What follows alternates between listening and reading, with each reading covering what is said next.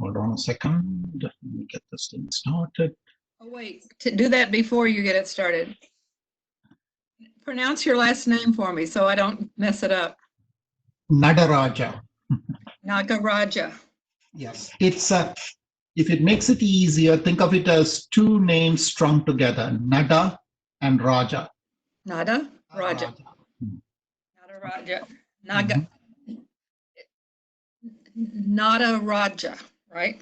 Right. Okay. Okay. Okay. Tell me when to start. Start. It's recording. Hi, this is Arun Nadarajah, and he's our guest today. I asked him to be interviewed so that we can meet somebody who came to our country from another country. Arun, tell us what country you came here from. Originally, I am from Sri Lanka, which is a small island nation in the Indian Ocean, south of India. It is about, for comparison, it is about half the size of Ohio, approximately. So not very small, but not very big. Yeah. Thank you. And how old were you when you came to this country? I was 24 years old. 24, so you were already an adult. And why did you come here? I came here, well, I'll give you the more simpler reason. I came here to for graduate study. I already had gotten my undergraduate degree, and then I came here for graduate study in my field. And did you come to Toledo, or did you come someplace else first? Oh no, it was to this city in Florida called Gainesville.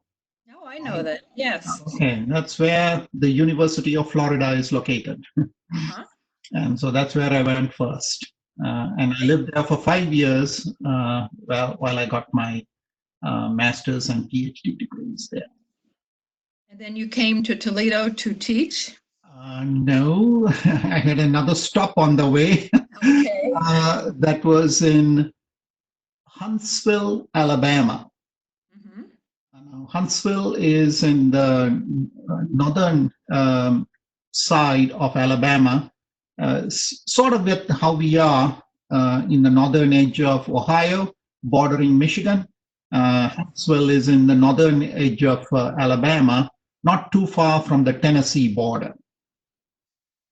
Okay, and when you came here, how did people act toward you? Were they kind or were they not kind? People were very kind. Oh, good. And they actually wanted to know why I would come here because it seemed like I had many other places to go. So why did you choose Toledo? Was the usual question I was asked. And I said, I like the place. What about the first place you went in Florida? And were they kind to you there also when you were in graduate school? Oh, yeah. Florida, it's a university and it is a large public university. And to me, it was, very, very exciting time because I had attended a smaller school which was focused primarily on engineering, which is my field. So it was a small college that I had attended. The total student population there was about 3,000 students. And then I arrived at the University of Florida, and it was about somewhere between 45 and 50,000 students. Wow. I had never seen that many students, and I didn't realize what a scale and just the sheer variety of people. It was a very, very exciting time for me to arrive there at 24 years old, meet this people from all over the world, all over the U.S., pretty much from every state in the U.S., and very, very exciting time. It does sound great.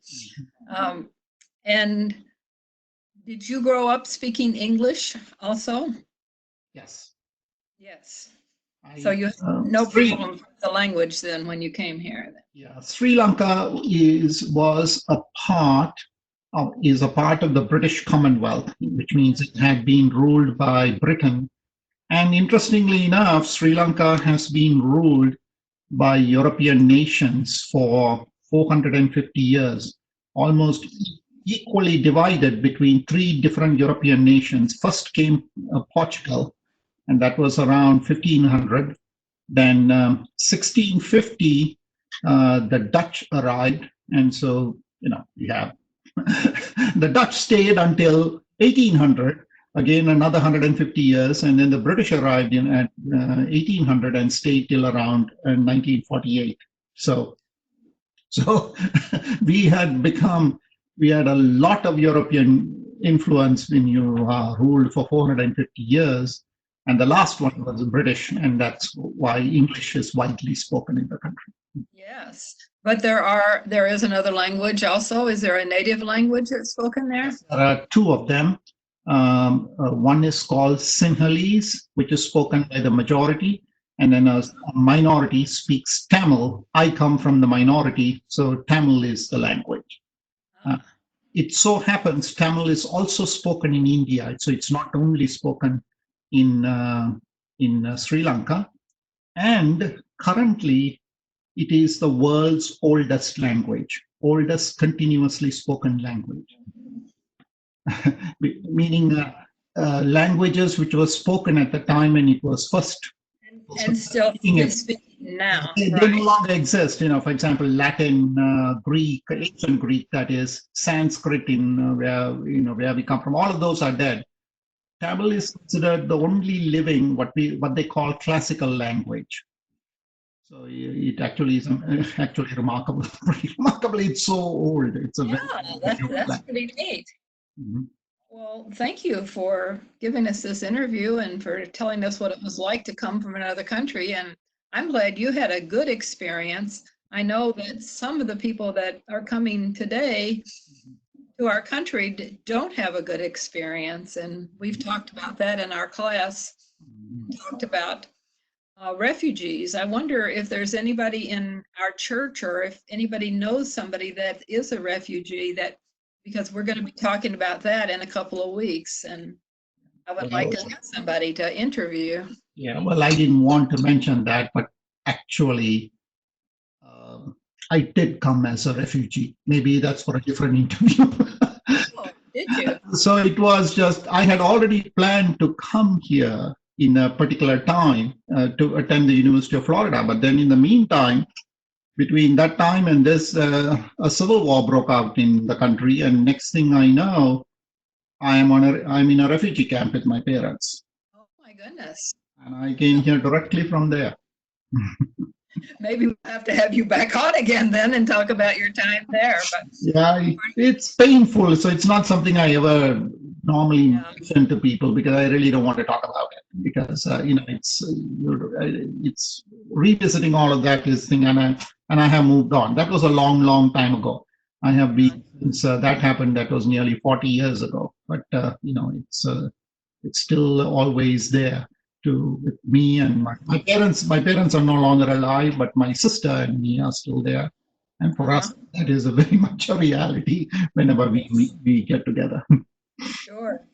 Well, we need to understand that. So what it's like to come here as a refugee. And all right. Well, thank you for this. And we'll add this on to our lesson for today. I told the people watching that this interview would be added on. So, all right.